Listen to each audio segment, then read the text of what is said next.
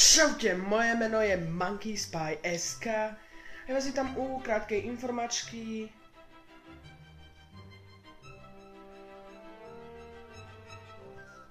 Prepáčte, zapozeral som sa do wrestlingu. No, je to také, že práve mi vypadla matičná doska. Viete, ako to myslím, nie, že som ju vyhodil, že mi vypadla z ruky.